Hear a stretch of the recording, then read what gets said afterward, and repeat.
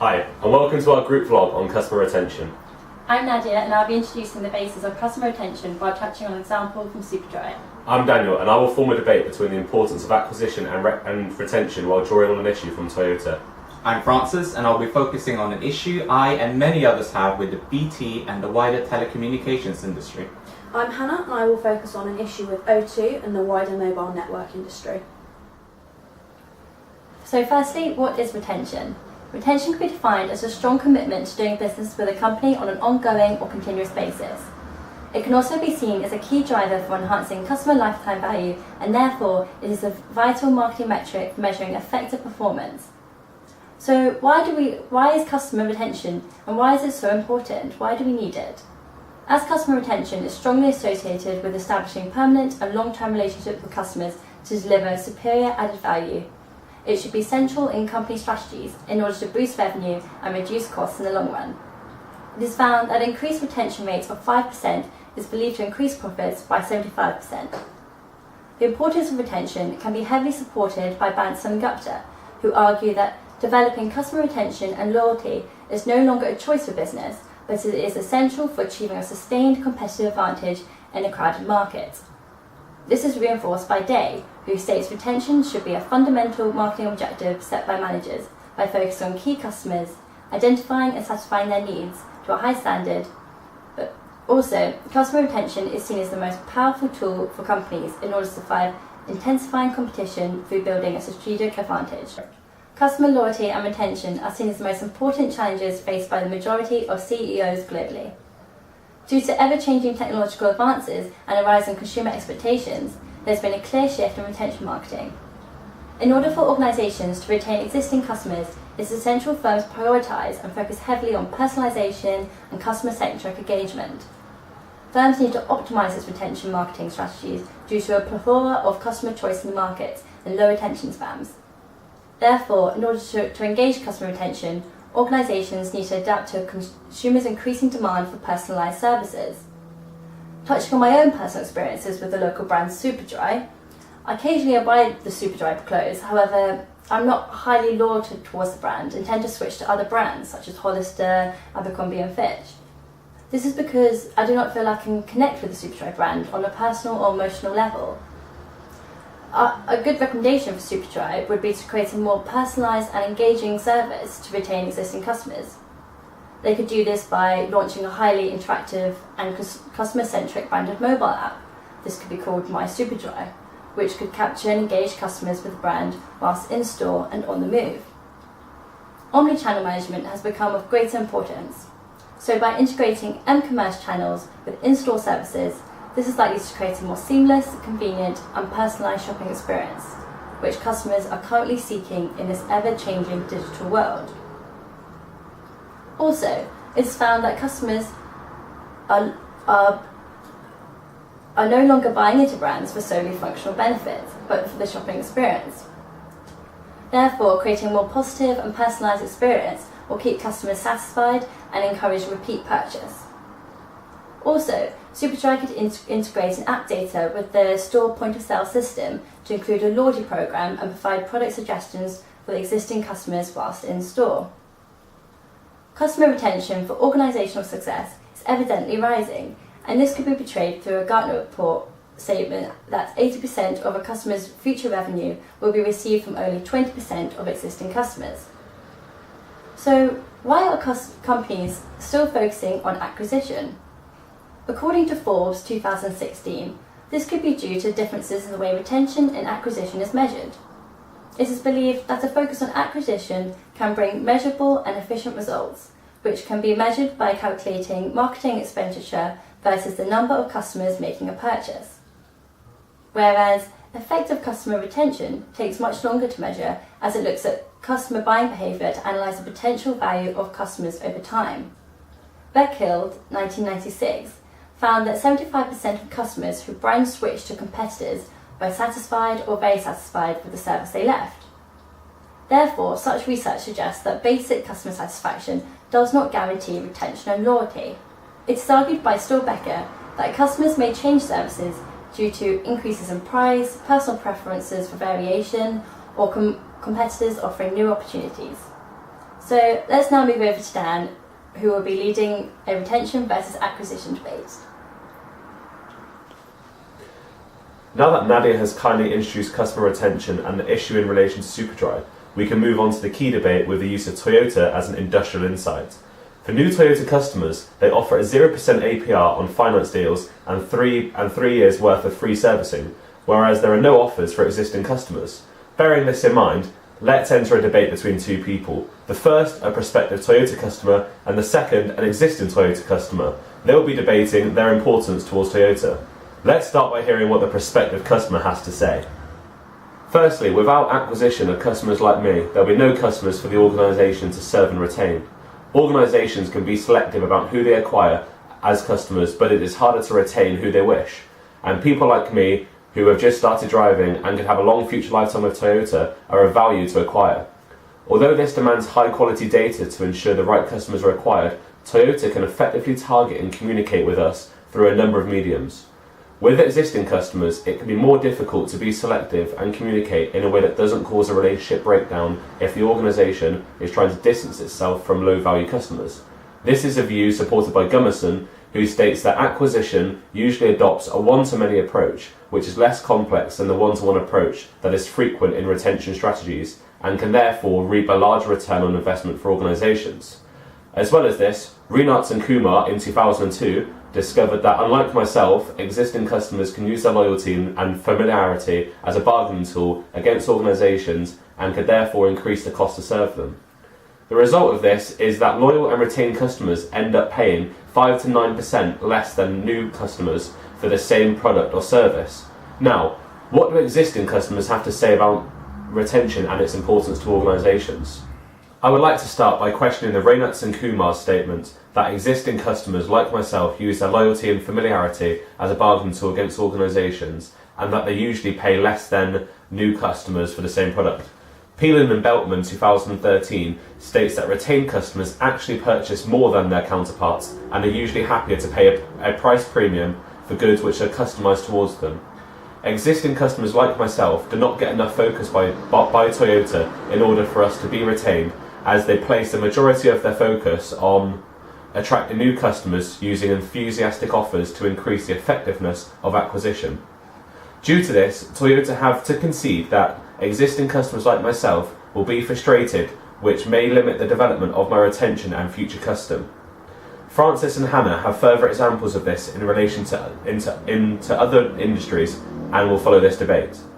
The importance for Toyota and their organisations to focus on customer retention is supported by Reichheld in 1996, who found that reducing customer churn by 5% has a huge impact on the profitability of an organisation. This is a view supported by Gupta, Lehman and Stewart, who proves that a 1% increase in retention can increase an organisation's stock market value by up to 5%. This also comes with minimal cost for organisations, and it has been suggested that retentions can cost up to 5 times less than acquisitions. If you are not one for words, here's a great analogy which shows the importance of retention much more clearly. Think of a bucket with a hole in as Toyota. The water is going into the bucket customers which have just been acquired through the Toyota's attractive offer.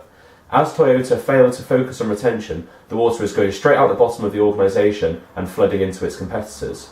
If the holes are plugged by an increased focus on retention, the bucket will fill up with customers who will start to become brand ambassadors and help the growth and sustainability of the organisation, as acquiring customers alone isn't enough to do this. In order to help achieve this optimum balance, Toyota should adopt a customer asset management database which helps to seek customers who have a low chance of repurchase and low general spending, so that focus and effort can be turned to those who are more likely to repurchase and have an increased spend, also known as an ideal customer.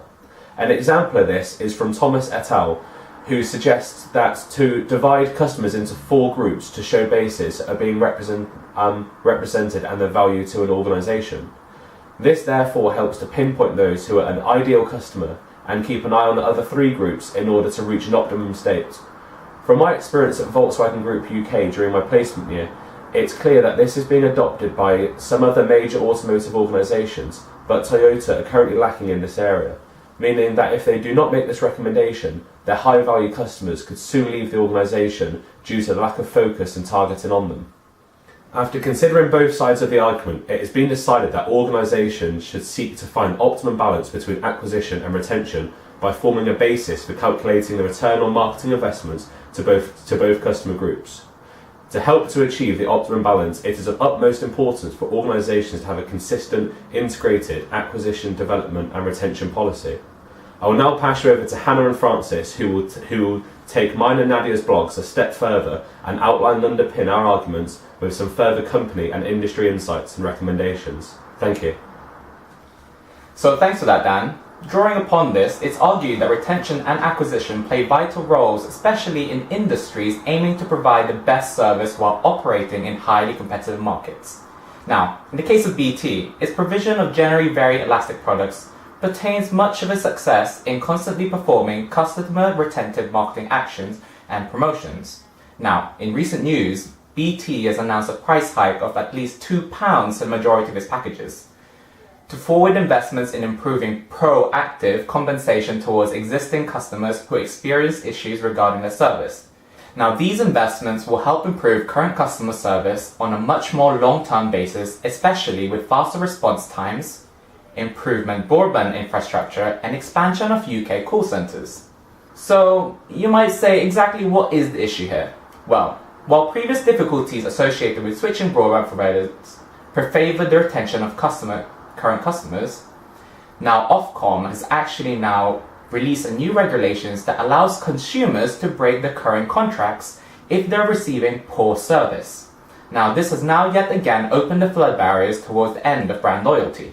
Werner and Kumar also adds that despite the original belief that loyal consumers are much more likely to maintain using the same company provider due to, let's say, an aversion to dealing with the hassle of switching, it is the static situation that provides them with the knowledge on new product offerings available to them. This relates back to Nadia's earlier point that around 75% of customer switchover is due to the lack of quality service, or let's say not due to lack of quality service, but often due to increases in price, personal preference for variation, or in the case of home broadband industry, competitors offering new opportunities. In regards to BT, although efforts have been made to improve the current service, current customers under the basic package are only provided an upgrade with an additional £50 activation fee and an extended 18-month contract. Now, this is no comparison to other providers such as Virgin Media providing similar or even superior product offerings at the same price but considerably lower setup costs and lower contract lengths. As a personal customer who is constantly presented with new broadband deals from other providers, it was definitely more difficult to make the switch over from BT to another provider, since the necessity of maintaining our current broadband service outweighed the driving force of receiving a better deal, especially with BT already equally providing an upgraded service. However, as a loyal customer, the new product offering provided towards new customers greatly overshadowed the product offerings of BT for the new upgrade, and as a result, despite lengthy conversation with a customer service team, there was simply no reason to stay with BT, or if all efforts were geared towards acquiring new and pleasing new customers. So, but is BT the only culprit, or is this more of an industry-wide problem? Research on other providers, e.g. that of Sky and Virgin Media, show that although internal customer retention centres are in place that focus on providing better deals to those thinking of switching, these reactive approaches to the threat of loss of business not only face risk of bad publicity in terms of reviews, but also, if existing customers are simply provided the same deals offered to new customers in the first place, this will simply not be happening. In the case of Sky, understandably, their new offer of an additional 32-inch TV to entice new customers may not be realistically available to all their existing customers. However, raising the price of current customer packages with an average increase of £3 per month simply doesn't fully justify the reason of, again, like BT, improving customer service and content. So, much like Dan's earlier back analogy, telecommunications companies cannot simply focus on acquiring new customers, since those who switch over not only is a loss of future business, but also a loss of resources spent on acquiring them in the first place. Therefore, one main recommendation for this industry is to maintain the same level of product offerings to both new and existing customers, since, as Nadia explained, customer loyalty may not longer solely depend on customer satisfaction, but a reduction of comparable products on offer available to them. So, moving on from this point, a secondary recommendation for the industry as a whole is to simply provide routine aftercare service, informing current customers of what's on offer to them through above-the-line advertising, while emphasizing reduction of costs when it comes to upgrading existing packages. Although seemingly costly, as Dan mentioned earlier, retention effort can still cost up to 5 times less than acquisition. In an ever price-sensitive market, although the bargaining power of retained current customers may be low, maintaining a balance of product offerings between retained and acquired customers are central components in efficiently managing customer relationships. According to Mintel, when given a list of factors which might make them switch providers, 45% of UK mobile users said nothing would make them move. This is down from 51% in December 2015. Therefore, there is a large opportunity for phone networks to retain their customers. As Dan mentioned earlier, Gupta, Lemon and Stewart show that a 1% increase in retention can increase an organisation's stock market value by 5%. Therefore, if 45% of existing customers were willing to stay with the company they currently use, O2 could capture all of these customers and retain them. This could mean a stock market increase of up to 225%. Obtaining more data for the same price is the top incentive to switch provider. 37% of customers, up from 33% the year before. Therefore, a recommendation to keep customers would be to offer a better deal on data to encourage them to stay. This relates back to Nadia's point that retaining customers is largely affected by satisfaction. Offering customers what they most desire in the form of data will satisfy them and retain them. O2 has realised that customers are likely to switch provider in order to get the phone that they want at a better price. Therefore, O2 have attempted retaining customers with their O2 refresh scheme. This scheme offers the customer the latest smartphones and tablets before the end of their contract with O2, through allowing them to trade in their device at any time, putting the money they already paid towards a newer device. This is a great idea in theory, as it allows the customer to always stay up to date with the latest technology and gives them little reason to switch provider and stay with O2. However, when I was with O2 and I was looking at switching before I went to EE, I looked into this option just 2 months before I changed and found it to be too expensive, and I just felt priced out by the market compared to alternatively switching, which was a cheaper option and just seemed more ideal. This was due to needing to pay off the rest of my contract and putting a substantial first payment down to secure the new phone contract. Therefore, it was cheaper to change and allowed me to get more for my money and a better phone at the time. It wasn't just me that had these bad feelings about the O2 refresh scheme either. O2 have shown promise by being the first network provider to identify that they need to work harder to retain customers, and in order to do this, they need to offer the latest technology as soon as it's available to its customers. However, the main issue with the scheme is it's too broad. It's not targeted at all, and as a previous O2 customer, it feels like it was just another advertising campaign, which was another contributing factor as to why I did not take advantage of the scheme. To make the O2 refresh scheme more successful, O2 need to target their scheme better towards customers who are more likely to have a longer customer lifetime value.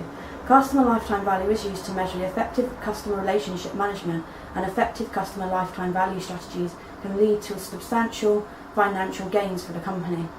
Relating back to Dan's earlier point, reducing customer churn by 5% can increase profitability.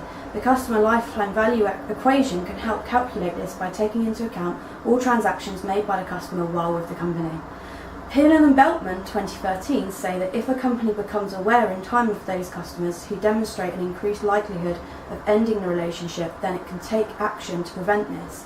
Overall, this shows that if O2 is going to retain their customers, they need to monitor their customers and use a retention technique in advance of their contract ending with the network. Using OT refresh and the customer lifetime value equation will help to make this productive. The main selling point of the OT refresh scheme is that customers can have the latest technology. However, this comes at a substantial financial cost to the customer. Therefore, O2 should be targeting customers who are into their tech and always want to be up to date, and who have enough expendable income to afford this, and who have been with O2 for a long time. So, in conclusion, we have found that the key issues are: companies operating within the services industry tend to gear all efforts in acquiring new customers whilst failing to provide equal offerings to long-established consumers. Therefore, one recommendation for this is to simply provide continuity amongst product offerings between new and existing consumers, while at the same time keeping constant communication on upgrading services available to them. There have been increasing demand on personalised and convenient services to ensure customer satisfaction and retention. Therefore, my recommendation for companies operating in the retail industry is to focus more on customer-centric actions, focusing on one-to-one interactions instead of a one-to-many approach. My issue relates more onto actions taken by companies that focus on customer retentive actions, but at the same time fail to fully understand the importance of customer lifetime value. Therefore, my recommendation to companies operating in a highly competitive mobile phone industry is to focus less on reactive retention schemes and more earlier on proactive retention schemes and to customer loyal. Finally, there will always be an argument in regards to what is more important between acquisition and retention. Organisations should aim to seek the optimum balance with the help of customer asset management database to categorise and group customers into levels of value, so organisations can target each segment correctly. Thank you for watching, and if you have any questions, then feel free to email us.